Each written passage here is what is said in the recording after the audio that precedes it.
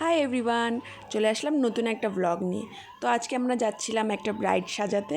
তো সেজন্য মেকআপের জিনিসগুলো আমরা সকাল সকাল ভালো মতন গুছিয়ে নিচ্ছিলাম যাতে কিছু ছাড়া না পড়ে যায়। তো এরপর আমরা মোটামুটি 4টার দিকে বাড়ি থেকে বের হয়ে যাই।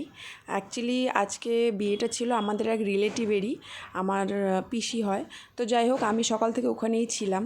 যাই হোক, পরে ফ্রেশ হয়ে আবার আমরা চলে যাই বিয়েবাড়িতে সাজানোর জন্য। তো গিয়ে দেখলাম ওই যে মাও চলে আসছে। এরপর আমরা পিসিকে বললাম তাড়াতাড়ি প্রয়োজনীয় জিনিসগুলো নিয়ে নিতে। আর আমরা যাচ্ছিলাম পাশের বাড়িতে একটা আন্টির ঘরে সাজানোর জন্য, কারণ বিয়েবাড়িতে প্রচণ্ড ভিড় ছিল, আর বেশি ভিড় থাকলে কাজটা ঠিক শান্তিমতো করা যায় না। সেজন্য আমরা চলে যাচ্ছিলাম পাশের একটা আন্টির বাড়িতে। আর গিয়েই আমরা আমাদের কাজটা শুরু করে দিই, কারণ অনেকটাই লেট হয়ে গেছিলো। মোটামুটি 4:45 মতো বেজে গেছিলো, আর সন্ধ্যা 7টার দিকে ছিল বিয়ের লগ্ন। তো যাই হোক, দিদি হচ্ছে ব্রাইডকে সাজানো শুরু করে দেয়।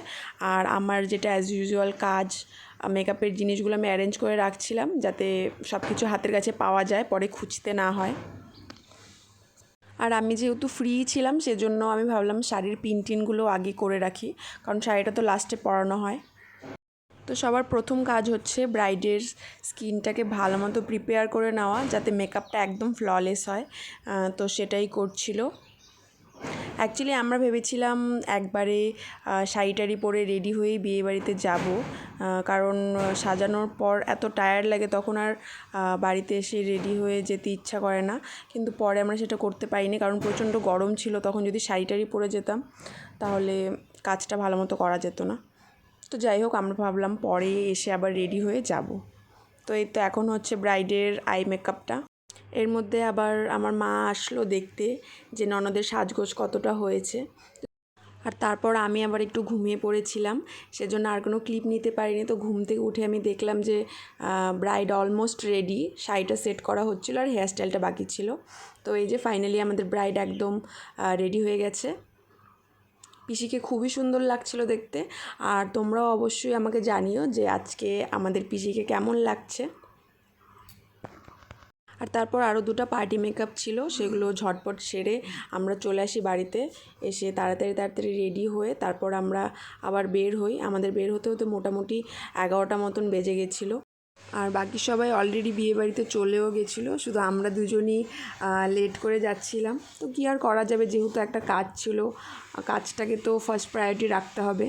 তো যাই হোক, আমরা এরপর যতক্ষণে বিয়ে বাড়িতে পৌঁছাই, গিয়ে দেখি যে অলরেডি বিয়ে কমপ্লিট হয়ে গেছে এবং ওদেরকে ঘরে নিয়ে যাচ্ছিল।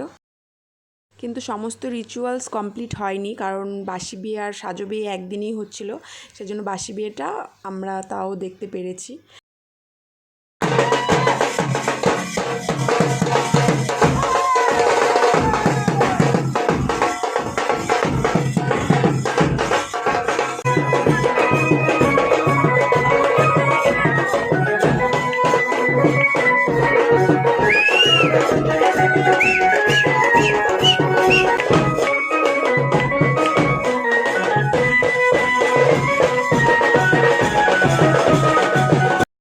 আর তারপর আমরা সবাই মিলে বসে পড়লাম খেতে।